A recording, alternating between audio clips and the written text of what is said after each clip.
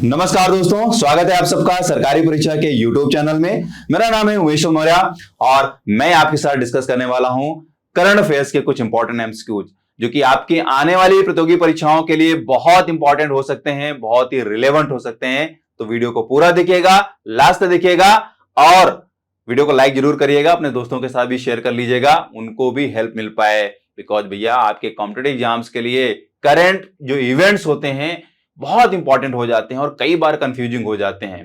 Even ये भी देखा गया है कि जितने भी एग्जाम्स होते हैं कई बार उनमें ये एक डिसाइडिंग सब्जेक्ट के तौर पे भी काम कर जाता है। करंट अफेयर्स सवाल इस तरीके से बन जाते हैं जो आपको लगता है यार इसका तो आंसर मुझे मालूम है, इसको मैंने पढ़ा हुआ है, ये थोड़ा सा मैंने पढ़ा हुआ था, ये होगा शायद वो होगा।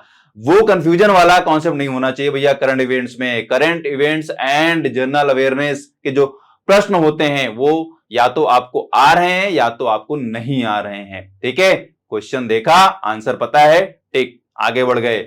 उसमें अगर आप एनालिसिस करने बैठ जाते हैं तो टाइम भी वेस्ट होता है और गलत होने के चांसेस भी होते हैं। इसलिए बहुत जरूरी होता है कि जितने भी इंपॉर्टेंट इवेंट्स होते हैं उनसे संबंधित एमसीक्यूज आप रोज लगाएं या जो इवेंट्स आप पढ़ रहे हैं पॉइंट टू पॉइंट हर एक पॉइंट को याद करें, उसको नोट्स बनाते चलें ताकि एग्जाम टाइम में आप उसको रिवाइज कर पाएं। ठीक है, चलिए टाइम को वेस्ट नहीं करते हैं, शुरू करते हैं आज का करंट अफेयर और देखते हैं कि हमारा फर्स्ट क्वेश्चन क्या है। तो फर्स्ट क्वेश्चन है, किस देश के लिए लूला डी सिल्वा ने तीसरी बार राष्ट्रपति का चुनाव जीता है? ऑप्शंस हैं ब्राजील, कनाडा, मैक्सिको या न्यूजीलैंड। तो यहां पे बात की जा रही है लूला डी सिल्वा। जी हां, लूला डी सिल्वा, लूला नहीं है भाई, ये मतलब यहां पे नाम समझिए, लूला डी सिल्वा ये हैं। ठीक है, ये ब्राजील के लिए, किसके लिए? ब्राजील के लिए। सही आंसर क्या है? ब्राजील। ब्राजील के लिए इन्होंने तीसरी बार राष्ट्रपति का चुनाव जीता है। काफी इंपॉर्टेंट है, इनका जो पॉलिटिकल करियर रहा है वो कई बार चैलेंजिंग रहा है और इंटरनेशनल पॉलिटिक्स में ब्राजील का भी काफी अहम योगदान है। इस वजह से सवाल आपसे पूछा जा सकता है। अगर इनके हम लास्ट टेन्योर की बात करें, ठीक है, लास्ट जो इनका टेन्योर रहा है, लास्ट जो इनका टेन्योर रहा है वो आप समझिए 2003 से लेके 2010 तक। ठीक है, ये और अब जो है यहां पे ये तीसरी बार चुने गए हैं राष्ट्रपति के रूप में। ठीक है, ये बात क्लियर कर लीजिए। इंटरनेशनल पॉलिटिक्स में जितने भी चुनाव होते हैं या कोई भी राजनीतिक उठापटक होती है उसको आप जरूर देखा करें, उस पर नजर रखा करें, कई बार सवाल इससे बन जाते हैं। आगे देखते हैं, किस राज्य की सरकार ने महिला एवं बाल विकास श्रेणी में प्रतिष्ठित स्कॉच पुरस्कार प्राप्त किया है? यहां पे राज्य की बात हो रही है और स्कॉच पुरस्कार की बात हो रही है। ठीक है, जो प्रेस्टिजियस यहां पे स्कॉच अवार्ड है उसकी बात की जा रही है। तो बिहार, पश्चिम बंगाल, झारखंड या उत्तर प्रदेश? तो भैया यहाँ पे जो सही आंसर है, सही जो विकल्प है वो है पश्चिम बंगाल। जी हाँ, पश्चिम बंगाल सरकार को यहाँ पे स्कॉच पुरस्कार मिला है। स्कॉच पुरस्कार का ये आप सर्टिफिकेट देखिए। ठीक है, यहाँ पे women and child development category में स्कॉच पुरस्कार दिया गया है। किसको? पश्चिम बंगाल सरकार को। ठीक है, तो ये आप दिमाग में रखिए। अगर हम स्कॉच अवार्ड की बात करें तो देखिए स्कॉच जो है वो एक तरीके से इंडिया का लीडिंग थिंक टैंक है। इंडिया का क्या है? लीडिंग थिंक टैंक है। मतलब जो भी डिफरेंट फील्ड्स हैं, चाहे वो पॉलिटिक्स हो, चाहे इकोनॉमिक्स हो, चाहे वो गवर्नेंस हो, चाहे वो प्लानिंग एंड प्रोग्राम्स हो डिफरेंट गवर्नमेंट्स के थ्रू, उन सब के टर्म में ये थिंक टैंक क्या करता है? थिंक करता है और डिसीजन लेता है कि कौन बेस्ट है, कौन वर्स्ट है, या किसने अच्छा परफॉर्मेंस दिया है, किस पॉलिसी या किस प्रोग्राम के अच्छे रिजल्ट्स आए हैं, है ना, टेक्नोलॉजी में किसने किस तरीके से काम किया है। ये सारा जो है थिंक टैंक मतलब स्कॉच जो है वो काम करता है। तो होता क्या है कि 2003 में ये थिंक टैंक अवार्ड्स का भी एस्टेब्लिशमेंट करता है डिफरेंट फील्ड्स में। मतलब आप समझिए कि जो स्कॉच है, ठीक है, क्या है? स्कॉच है वो 2003 में अवार्ड्स को एस्टेब्लिश करता है डिफरेंट फील्ड्स में। ठीक है, चाहे वो पब्लिक सर्विस के फील्ड में हो, चाहे वो इकोनॉमिक्स के फील्ड में हो, चाहे वो लिटरेचर के फील्ड में हो, चाहे वो गुड गवर्नेंस के फील्ड में हो, टेक्नोलॉजी के फील्ड में हो, इन सब फील्ड में इन्होंने अवार्ड्स का एस्टेब्लिशमेंट किया है और हर साल एक तरीके से यहां पे ये अवार्ड डिस्ट्रीब्यूट किए जाते हैं जो भी जिस भी कैटेगरी में अच्छा काम करता है। ठीक है, मतलब यहां पे आप समझिए कि जो भी एक पॉलिसी मेकर है या पॉलिसी को इंप्लीमेंट कराने वाला है, उसके बाद उसके रिजल्ट्स क्या आते हैं, इन सब की एनालिसिस की जाती है इस थिंक टैंक के द्वारा, और इन्हीं के द्वारा फिर ये पुरस्कार एक तरीके से क्या किए जाते हैं, फाइनलाइज किए जाते हैं डिफरेंट कैटेगरीज में। बात समझ में आ गई? इसको डिटेल में आप पढ़ना चाहें तो पढ़ लीजिएगा। चलिए आगे बढ़े।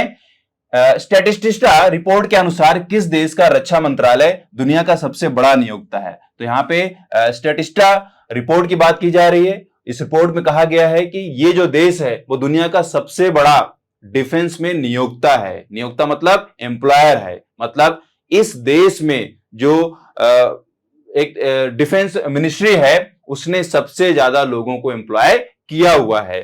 तो भैया रूस, अमेरिका, भारत, चीन, तो इसमें आप लोग अपना अंदाजा जरूर लगा रहे होंगे, लेकिन समझिए एक तरीके से गर्व की बात है भारत के लिए। ये सही आंसर क्या है? भारत। जी हां, भारत सरकार की जो रक्षा मंत्रालय है उसने सबसे ज्यादा, दुनिया में सबसे ज्यादा लोगों को एम्प्लॉय किया हुआ है डिफेंस फील्ड में। ठीक है, सेनाओं को मिला लो, मतलब उसमें सेना है और जो सिविलियन स्टाफ है या एक तरीके से जितना भी स्टाफ है वो सब मिला के यहां पे क्या है, सबसे बड़ा, दुनिया का सबसे बड़ा ग्रुप बन पा रहा है। ठीक है, इतनी बात समझिए। अगर इसके डेटा के हिसाब से देखा जाए तो 2.92 मिलियन, ठीक है, इतने लोगों को एक तरीके से यहां पे एम्प्लॉय किया गया है। किसके द्वारा? यहां पे डिफेंस मिनिस्ट्री ऑफ इंडिया। ठीक है, तो बहुत इंपॉर्टेंट है, ये आप दिमाग में जरूर रखिए। ठीक है, मतलब जितने भी यहां पे चाहे सीनियर पर्सनल हो, चाहे वो वहां पे सैनिक लोग हों, चाहे वो सिविलियन के टर्म में, सिविलियन स्टाफ के टर्म में हो, सबको मिला के यहां पे कितना है? 2.92 मिलियन। ठीक है, तो ये भारत के लिए गर्व की बात है। ठीक है, रिपोर्ट को जरूर दिमाग में रखें।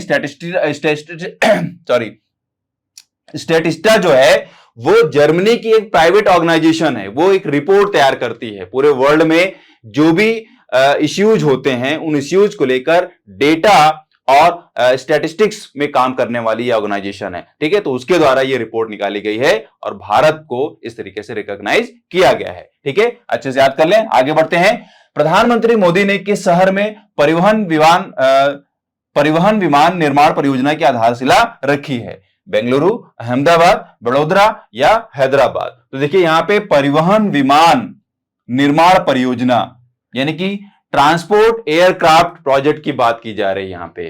तो ये बात की जा रही है और कहां बात की जा रही है? भारत में बात की जा रही है। प्रधानमंत्री मोदी ने इसका इनॉग्रेशन किया है। ठीक है, तो पहली बात मैं आपको यह बता दूं कि ये जो प्रोजेक्ट है, मतलब कि यहां पे ट्रांसपोर्ट एयरक्राफ्ट जो प्रोजेक्ट है वो इंडिया का पहला ऐसा प्रोजेक्ट है।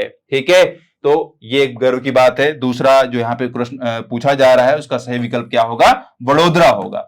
ठीक है, वडोदरा में प्रधानमंत्री मोदी जी ने इस प्रोजेक्ट की आधारशिला रखी है। ठीक है, ये आपके दिमाग में एकदम से सेट हो जाना चाहिए। देखिए जो भी हम प्रोजेक्ट की बात करते हैं, ठीक है, उन प्रोजेक्ट्स में मतलब खासियत क्या है, वो प्रोजेक्ट पहली बार होने जा रहा है पूरे विश्व में, वो यूनिक है क्या है ना, या इंडिया में उसको स्वदेशी रूप से उसमें इन्वॉल्वमेंट है या उसमें फॉरेन इन्वॉल्वमेंट है, ये सारी चीज है ना प्रोजेक्ट के टर्म में जब भी किसी भी फील्ड का हो, इन सारे पॉइंट्स को आप लोग जरूर कवर किया करें। क्वेश्चन हर एक फील्ड से बन जाता है, हर एक पॉइंट को कवर करके बन जाता है। ठीक है, तो ये बहुत इंपॉर्टेंट है। अगर मैं प्रोजेक्ट की बात करूं C 295 MW, ठीक है, ये क्या है? प्रोजेक्ट है। क्या है? प्रोजेक्ट है।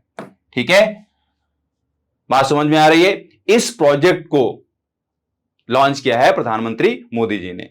ठीक है, अच्छा अगर यहां पे कंपनी की बात की जाए, किन किन कंपनी ने इसको किया है, ठीक है, इस प्रोजेक्ट को किन किन कंपनी के द्वारा शुरू किया गया है, तो यह भी पूछा जा सकता है। तो देखिए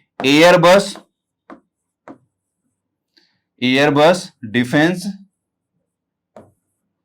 plus Tata consortium,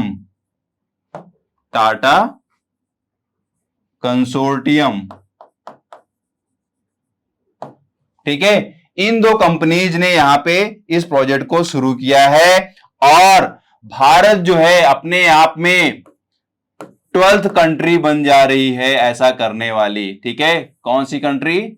12th country. ठीक है, पूरे विश्व में। ये भी दिमाग में आप रखिए। देखिए 3-4 यहां बातें समझ में आ रही हैं। प्रोजेक्ट का नाम ये है और इसको शुरू किया है Airbus defence plus Tata consortium ने, और ये वर्ल्ड की 12th कंट्री बन जा रही है जो कि ट्रांसपोर्ट एयरक्राफ्ट को मैन्युफैक्चर करने वाली कंट्री बनेगी। ठीक है, इस वजह से इंपॉर्टेंट है, याद कर लें। आगे बढ़ जाते हैं।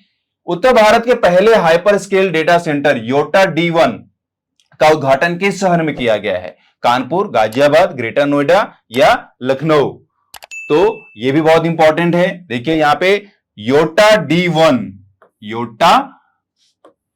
D1 का उद्घाटन किया गया है, और ये क्या है? Hyper scale data centre. ध्यान दीजिए, हाइपर स्केल डेटा सेंटर की बात की जा रही है। तो भैया ये उत्तर प्रदेश के ग्रेटर नोएडा में लॉन्च किया गया है। ठीक है, इनॉग्रेट किया गया है। उत्तर प्रदेश के चीफ मिनिस्टर श्री योगी आदित्यनाथ जी ने इसको इनॉग्रेट किया है। ठीक है, तो अच्छे से याद कर लें। हाइपर स्केल डेटा सेंटर जो है वो एक तरीके से कह लीजिए कि जो नोएडा है, ग्रेटर नोएडा है, वो नॉर्थ इंडिया का एक तरीके से गेटवे है डिजिटल फील्ड में, या कह लीजिए कि डिजिटल इंडिया का नॉर्थ इंडिया का गेट है। ठीक है, तो समझ में आ रहा है। तो ये चीज जो है hyper scale data centre definitely एक नया वहां पे मुकाम तैयार करेगी, खास तौर पे नोएडा के लिए। ठीक है, इंडिया में तो एक अपॉर्चुनिटी बन ही रही है। नोएडा में जो है वो उत्तर प्रदेश के लिए बहुत ही खासियत रखने वाला है, खासतौर पे आईटी के फील्ड में। इस वजह से ये डेफिनेटली यहाँ पे उत्तर प्रदेश के लिए और खासतौर पे नॉर्थ इंडिया के लिए रोल अदा करने वाला है। क्यों? क्योंकि मैंने आपको बोला कि ये डिजिटल जो एक तरीके का एनवायरमेंट है, डिजिटल जो इंफ्रास्ट्रक्चर है, उसके लिए ये काम करेगा। ठीक है, तो कह लीजिए कि जो क्लाउड सर्विसेज हैं या डेटा को स्टोर करने के लिए, चाहे वो इंटरनेट पियरिंग हो, चाहे वो बेस्ट नेटवर्किंग हो, इन सब के फील्ड में ये डेटा सेंटर काम करेगा। साथ में यहाँ पे D2 और D3 इंफ्रास्ट्रक्चर को भी एक तरीके से पहल में रखा गया है, वो भी जल्द ही लॉन्च कर दिए जाएंगे। ठीक है, अच्छे से याद कर लें, इंपॉर्टेंट है। चलिए देखते हैं। जमशेद जे ईरानी का 86 वर्ष की आयु में निधन हो गया है। उन्हें किस रूप में जाना जाता है? Metro man of India, steel man of India, श्वेत क्रांति के जनक, या भारत के लौह पुरुष? तो देखिए यहां पे सही जो जवाब है वो है स्टील मैन ऑफ इंडिया। जी हां, स्टील मैन ऑफ इंडिया। तो टाटा स्टील के किसके हैं? टाटा स्टील नाम आप सब जानते हैं। ठीक है, टाटा स्टील के ये जो थे वो मैनेजिंग डायरेक्टर थे। ठीक है, और इन्होंने भारत में जब उदारीकरण का दशक शुरू हुआ, ठीक है, उदारीकरण से जस्ट पहले ही इन्होंने टाटा स्टील का कार्यभार संभाला। इनके नेतृत्व में टाटा स्टील ने अब तक काफी उन्नति प्राप्त की, और जब अभी इनकी डेथ हुई है तो यहां पे टाटा स्टील ने काफी दुख व्यक्त किया है और बोला है कि भारत का स्टील मैन चला गया और हमें इनकी याद आएगी। इनका जो योगदान रहा है वो वाकई में काफी अतुलनीय रहा है। जी हाँ, तो ये एक तरीके से यहाँ पे इनको श्रद्धांजलि दी जा रही है। वाकई में ये क्या है? स्टील मैन ऑफ इंडिया है। ठीक है, फॉरेन से इन्होंने पढ़ाई की, उसके बाद इन्होंने अपनी जो भी एजुकेशन है, जो भी इनकी एक्सपर्टीज थी, वो इन्होंने टाटा सन्स एंड टाटा स्टील में लगाई। ठीक है, और उसका रिजल्ट भी दिखा। टाटा स्टील जो है एक नई ऊंचाई पे पहुंचा। ठीक है, तो दिमाग में रख ले, जमशेदपुर में जमशेद जे ईरानी का निधन हो गया है। 86 वर्ष की इनकी उम्र थी। ठीक है, इंडिविजुअल पर्सनालिटी के रूप में इनको आप डिटेल में जरूर पढ़ सकते हैं, पूछा जा सकता है कुछ और भी। चलिए, कौन सा टाइगर रिजर्व भारत का 53वां टाइगर रिजर्व बन गया है? देखिए नंबर जरूर याद रखिएगा, और जगह जो है वो भी आपको याद रखना पड़ेगा, है ना। दोनों में से सवाल बन सकते हैं। तो ऑप्शन यहां पे गिवन है, Dudhwa tiger reserve, Pilibhit tiger reserve, Amangarh tiger reserve, या रानीपुर टाइगर रिजर्व। तो भैया इसका जो सही आंसर है वो है रानीपुर टाइगर रिजर्व। ठीक है, रानीपुर टाइगर रिजर्व। ठीक है, कहां पे है ये? ये है बुंदेलखंड क्षेत्र में। ठीक है, बुंदेलखंड क्षेत्र में, चित्रकूट के आसपास। ठीक है, मतलब ये आपको देखना पड़ेगा कहां पे? उत्तर प्रदेश। अगर इसको आप स्टेट के टर्म में देखें तो ये क्या है? उत्तर प्रदेश। ठीक है, और ये भी क्या है, ये भी उत्तर प्रदेश के ही टाइगर रिजर्व हैं। तो भैया यूपी में अगर आपसे सवाल पूछ लिया जा रहा है कि यहां पे कितने टाइगर रिजर्व हैं, तो ये भी सवाल बन सकता है। तो आप जान लीजिए कि यही चारों हैं, ठीक है। उत्तर प्रदेश में ये चार, कितने, 4 टाइगर रिजर्व हैं, ठीक है। इनके नाम भी आपको मैंने लिख के दिया हुआ है यहां पे, उसको आप देखिए, ठीक है। Dudhwa tiger reserve, Pilibhit tiger reserve, Amangarh tiger reserve और रानीपुर टाइगर रिजर्व, ठीक है। ये आप रखिए दिमाग में, उत्तर प्रदेश में कितने टाइगर रिजर्व, 4 टाइगर रिजर्व हैं, ठीक है। चलिए आगे बढ़ चलते हैं। आरबीआई ने सीबीडीसी को 9 बैंकों के साथ पायलट आधार पर लॉन्च किया है। कौन सा बैंक इसमें शामिल नहीं है? Union bank of India, HDFC bank, ICICI bank या सेंट्रल बैंक ऑफ इंडिया? ये पूछा जा रहा है। आरबीआई ने यहां पे सीबीडीसी को 9 बैंकों के साथ पायलट आधार पर शुरू किया है, ये आपसे पूछा जा रहा है। तो यहां पे सीबीडीसी जो है वो एक तरीके से रुपया जो करेंसी है उसको इलेक्ट्रॉनिक मोड में, एक तरीके से कह लीजिए कि ई करेंसी यहां पे लॉन्च की गई है, ठीक है। यहां पे ई रुपया लॉन्च किया गया है, ठीक है। क्या है इसके तहत? ई रुपया लॉन्च किया गया है, ठीक है। और इसकी एक कैटेगरी है होलसेल, ठीक है। ई रुपया होलसेल और एक है ई रुपया रिटेल। तो अभी रिटेल को उस तरीके से लॉन्च नहीं किया गया है, पायलट प्रोजेक्ट के तौर पे यहां पे होलसेल फॉर्मेट को लॉन्च किया गया है, वो भी 9 बैंक्स के साथ, ठीक है। यही पूछ रहा आपसे सवाल कि कौन सा बैंक अभी इसमें शामिल नहीं है। तो भैया यहां पे जो सही आंसर है वो है सेंट्रल बैंक ऑफ इंडिया, ठीक है। क्या है? सेंट्रल बैंक ऑफ इंडिया, ठीक है। तो ये आप दिमाग में रखिए। तो यहां पे सीबीडीसी क्या है? सेंट्रल बैंक डिजिटल करेंसी, जो कि ई रुपया होलसेल के फॉर्मेट में रखा गया है। मतलब इसका समझिए कि 9 बैंक के साथ ये क्यों रखा गया है, मतलब यहां पे होलसेल का फॉर्मेट समझिए, ई रुपया डब्ल्यू जो है वो बैंक्स के साथ ट्रेड किया जाएगा इस करेंसी के साथ। मतलब कि गवर्नमेंट की जो सिक्योरिटीज हैं, गवर्नमेंट के जो बॉन्ड्स हैं, उनका एक तरीके से जो ट्रेड है वो इस करेंसी के माध्यम से किया जाएगा। कह लीजिए कि जो इंटर बैंक मार्केट है उसको यहां पे बहुत ही इजनेस प्रोवाइड कराना है, ठीक है। उस इंटर बैंक मार्केट में इजनेस प्रोवाइड कराना है, ठीक है, इस करेंसी के माध्यम से, ठीक है। तो ये आप दिमाग में रखिए कि इंटर बैंक मार्केट को बूस्ट करने के लिए किस करेंसी को लॉन्च किया गया है, ऐसे भी सवाल बन सकता है। तो यहां पे क्या है? सीबीडीसी, ठीक है, ये है। और अभी सेंट्रल बैंक ऑफ इंडिया नहीं है, इसमें union bank of India, HDFC bank, ICICI bank, HSBC, Kotak Mahindra, ये सब बैंक इसमें शामिल हैं। मेन अभी सेंट्रल बैंक ऑफ इंडिया को इसको नहीं रखा गया है, ठीक है। दिमाग में रख लीजिए, आगे पूछा जा सकता है। चलिए, सात्विक साईराज रंकी रेड्डी और चिराग शेट्टी ने फ्रेंच ओपन युगल खिताब जीता है। किस देश की जोड़ी को इन्होंने हराया है? फ्रेंच ओपन पुरुष युगल खिताब बात की जा रही भैया, आपने इसको अभी देखा होगा न्यूज में। काफी गौरवान्वित करने वाला ये मूवमेंट है, क्योंकि पहली बार यहां पे किसी युगल ने, मतलब इंडिया के युगल ने, पेयर ने यहां पे ये खिताब जीता है, ठीक है। तो किस देश की जोड़ी को इन्होंने हराया है? यहां पे जो सही उत्तर है वो है चीन। अच्छे से याद कर लें, ठीक है, बहुत इंपॉर्टेंट है। आपसे ये भी सवाल पूछा जा सकता है कि किस देश के जोड़ी को हराया गया है, ठीक है। ये भी पूछा जा सकता है कि उस जोड़ी का नाम क्या है, ठीक है। तो इस जोड़ी का नाम आप मुझे कमेंट में बताएंगे, है ना। तो अच्छे से दिमाग में रख लें, चीन की जोड़ी को यहां पे हराया गया है भारत की जोड़ी के द्वारा और फ्रेंच ओपन का खिताब जीता गया है। चीन की जोड़ी का नाम क्या है वो आप मुझे कमेंट में जरूर बताएं। चलिए आगे बढ़े। यूएनएचसीआर की रिपोर्ट के अनुसार 2022 की पहली छमाही में दुनिया भर में कितनी आबादी को जबरन विस्थापित किया गया? 100 मिलियन लोग, 100 मिलियन लोग, 102 मिलियन लोग या 103 मिलियन लोग? अब देखिए, यूएनएचसीआर बहुत इंपॉर्टेंट है, ठीक है, यूएन की एक बॉडी है, ठीक है। यूएनएचसीआर इसने काफी काम किया है जब से इसका एस्टेब्लिशमेंट किया गया है, ठीक है। तो देखिए यहां पे यूएनएचसीआर का मतलब क्या है वो आप समझिए। यूएनएचसीआर का मतलब यहां पे है यूनाइटेड यूनाइटेड नेशंस हाई